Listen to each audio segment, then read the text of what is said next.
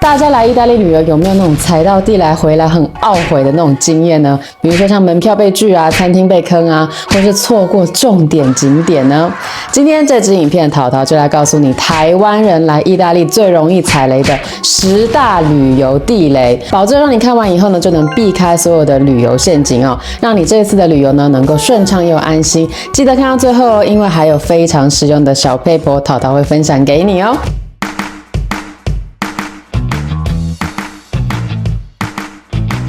Ciao a tutti， 我是淘淘，欢迎来意大利找淘淘。今天这支影片就是要来分享台湾人来意大利最容易踩的10大旅游地雷。废话不多说 ，Let's go！ 第一大地雷就是没有事先预订门票，像是热门景点啊，罗马竞技场、乌菲兹美术馆、米兰大教堂等等这种非常热门的景点，如果你是要现场买票的话，很容易都会没有票，尤其是在旺季的时候，如果没有事前订票，你可能就只能站在外面拍照哦。如果觉得官网订票很麻烦，或是抢票很累，建议大家可以像去 Get Your Guide 之类的网站 APP 提早买票，不但能够节省时间呢，还会提供一些免排队的服务哦。淘淘推荐的 tour 呢，都已经放在资讯栏喽。第二大地雷呢，就是被收服务费。什么意思？其实很多台湾人都不知道，意大利的餐厅呢都会有一笔 coperto， 意思就是座位费或是面包费。正常的价格呢，它会落在2到5欧一个人，但是如果餐厅的服务特别差，也不可以拒付哦，因为它是规定好的。所以呢，建议大家在选餐厅之前呢，大家可以看一下这间餐厅的服务品质为何，以及它的 coperto 大概是多少钱，以免呢被当成肥羊仔哦。在意大利用餐时间是比较晚的，比如说像午餐时间是12点到3点之间，3点半之后大部分所有的餐厅都是会打烊的哦。下午4点到8点左右呢，则是 aperitivo 时间。如果这个时候想要体验意大利意式喝酒吃下酒菜的朋友，不要错过了哦。晚餐时间大概是从晚上7点到晚上10点，6点通常会很难找到餐厅哦。有开门的呢，很可能就是观光客餐厅哦。所以呢，如果你想要吃道地的好料、道地的正宗餐厅的话呢，记得一定要把握正确的时间哦。也建议大家旺季时间来用餐，一定要事前定位哦。意大利人非常重视午餐时间，尤其是周日的午餐 Pranzo Domenicale， 这一天通常是与家人聚餐的时间，常常会看到一家老小在餐厅聚餐的场景。如果周日要上餐厅吃饭的话，记得一定要定位哦。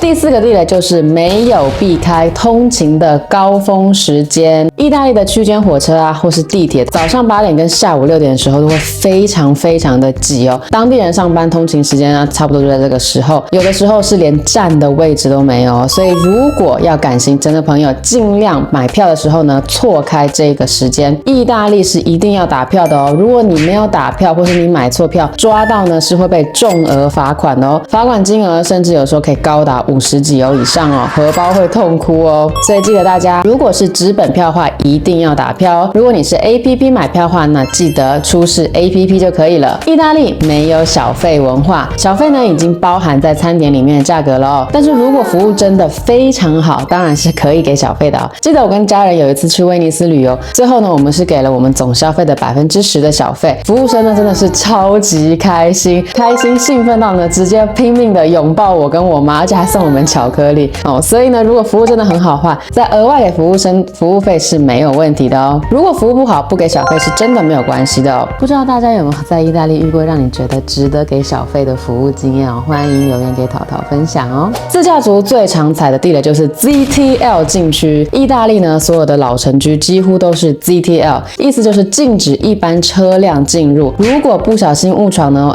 不好意思，罚款1次以上至少是100欧以上哦。所以开车之前呢，务必查好地图，或是直接将车呢停在老城区外面，搭乘交通运输工具啊，或是步行进城哦。你知道意大利每年因为旅客罚款的收入高达数百万欧，据说90%的观光客都曾经误闯 ZTL 禁区。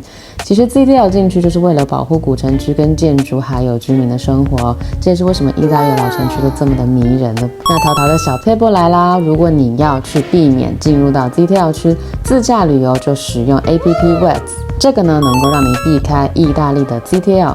意大利呢有非常多的宗教景点哦，所有的这些宗教景点，或者是像是梵蒂冈啊、圣彼得大教堂等等，穿着无袖、短袖、短裤、短裙都会被禁止入内的哦。所以如果是夏季来意大利旅游，建议大家随身携带一个包围巾哦，这样子可以遮蔽一下，你就没有问题啦。教堂是意大利人信仰生活的重要中心，请尊重穿着规定哦。其实这也是尊重当地文化哦。不想当肥羊就不要在景点旁边买水，景点旁边卖的水都会非常的贵。意大利城市的市区呢，其实有非常多的喷泉饮水哦，不止干净，而且还非常的冰凉哦。自己带水壶省超多。避雷提醒：如果喷泉上面有写 non potabile， 代表就是不可饮用水哦，就代表这个喷泉的水是不可以喝的，不要喝哦。在意大利，尤其是罗马，随处都可以见长得像这种大鼻子的饮水机，当地人叫做 Nazzone。它的历史呢，可以追溯到1870年，当时为了解决城市的饮水问题而设计的。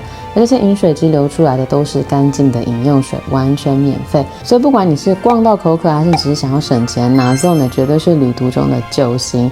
在意大利怎么可以不喝咖啡呢？不过呢，提醒大家，在意大利，如果你直接说你要 latte， 你会得到的是一杯牛奶哦。如果你想要喝拿铁咖啡的话，记得要讲 caffè latte， 因为 latte 在意大利文里面就是牛奶。而早上呢，喝卡布奇诺呢，才是当地人喝卡布奇诺的正确时间哦。如果中午以后点卡布奇诺，waiter 还是会给你啊，只不过他们可能就会觉得说，你就是观光客，观光客的标签立刻被贴上哦。记得淘淘带台湾家人来玩的时候，弟弟点了一杯冰美式，这个送上来是一杯加了热水的 espresso 外加冰块。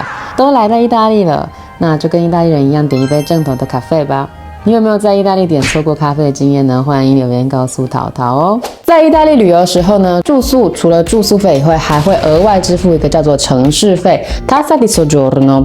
那这个是许多意大利城市针对短期旅客收取的税金，用于支持城市的基础建设跟观光服务，所以是正常会有这个收费的。那它会以住宿的类型，比如说像饭店的星级啊、民宿啊、城市的规定而不一样的价格哦。那通常价格会落在一个人2到7欧之间哦，每人每晚这样子。那支付的方式呢，会是住宿现场时当场现场支付哦，通常不会包含在房费里面，所以记得要额外准备这笔费用。有的时候呢，Airbnb 它可能也只会收现金，所以记得要额外准备现金。出发的时候呢，也建议查询一下每个城市的住宿费的规定城市费的规定，以免呢避免产生额外费用的一些疑虑哦。好，以上就是意大利10个地雷清单，你有踩过哪一个呢？赶快留言分享你的经验哦。看完这个10大地雷呢，你是不是觉得自己好像多了一层保护，来意大利旅游好像也没有这么怕了，对不对？意大利呢其实真的很美，只要避开一些错误呢，你的旅程真的会轻松很多哦。好，那如果你喜欢淘淘带你变化，记得按赞订阅并开启小铃铛哦。淘淘带你看更多的台意大不同。Ciao, a presto!